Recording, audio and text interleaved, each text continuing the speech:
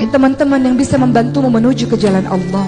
Engkau boleh berteman dengan siapapun teman-teman sekalian, tapi engkau harus bersahabat dengan orang-orang yang membuatmu taat kepada Allah.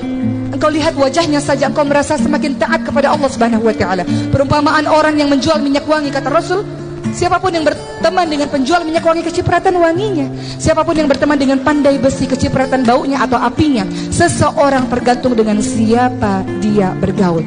Seseorang akan bergantung dengan agama teman-temannya. Teman banyak, tapi membawa kalian menuju kepada maksiat. Teman banyak, tapi membuat kita susah hidup dunia, susah hidup di akhirat. Buat apa? Buang-buang waktu. Semakin bertambahnya usia kita, semakin kita tahu bahwa semakin dekat perjumpaan kita dengan Allah Subhanahu wa taala. Seorang mukmin adalah mereka yang senantiasa meninggalkan hal-hal yang tidak ada gunanya baginya.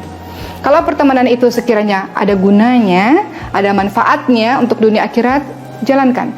Kalau pertemanan itu lebih toksik, lebih banyak racun di dalamnya, tinggalkan. Kita nggak punya waktu untuk main-main. Kita nggak punya waktu untuk mengerjakan hal-hal yang tidak ada gunanya. Masih ada keluarga, anak, istri, ataupun suami, ibu yang perlu diurusi. Masih banyak urusan umat yang perlu diurusi. Bermain boleh, tapi ada waktunya. Tidak terus-menerus. Sayang waktu kita. Kenapa ada orang yang bisa hafal Quran dalam sekian bulan atau mungkin sekian tahun? Karena waktunya produktif, teman-teman sekalian. Sungguh-sungguh menggunakan waktunya dengan sebaik mungkin. Supaya kita nggak buat dosa, kita tahu penyebabnya apa? Penyebabnya adalah teman bergaul yang jelek. Artinya, jangan bergaul kepada orang-orang yang sekiranya menjerumuskan kita. Oke, Masya Allah. Kita boleh bergaul dengan siapapun, karena Islam rahmatan lil alamin. Tapi Betul. pastikan kita itu mewarnai, bukan diwarnai. Oke. Maka sebab yang kedua, ketika orang buat dosa karena teman bergaul yang jelek. Jadi cari pergaulan yang baik. Kata Rasulullah, seseorang itu sesuai dengan agama temannya. Mari kita lihat bagaimana kisahnya Abu Talib, pamannya Nabi Muhammad SAW. Abu Talib adalah orang yang betul-betul mendukung perjuangan dakwahnya Rasulullah SAW. Tidak ada seorang pun yang berani mengganggu atau bahkan mencelakai Nabi Muhammad SAW ketika masih berada di sisi pamannya Abu Talib, karena Abu Talib orang yang sangat dihormati pada saat itu di kota Mekah. Namun, bagaimana akhir hidup dari Abu Talib?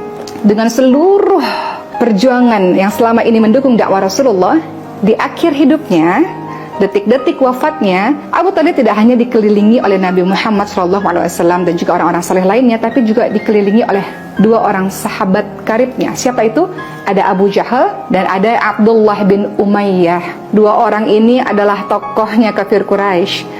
Nabi Muhammad SAW senantiasa mengingatkan pamannya agar di akhir hidupnya mengucapkan kalimat La ilaha illallah.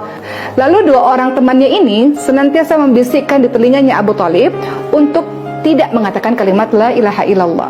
Maka apa yang terjadi? Abu Talib mendengar perkataan sahabatnya ini, Abu Jahal dan Abdullah bin Abi Umayyah ini.